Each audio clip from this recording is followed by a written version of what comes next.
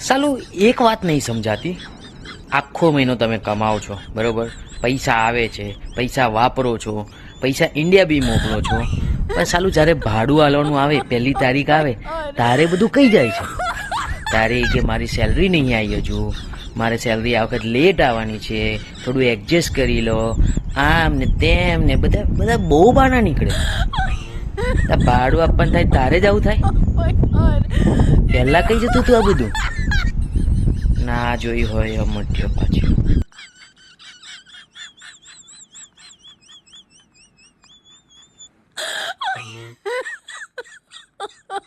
my god.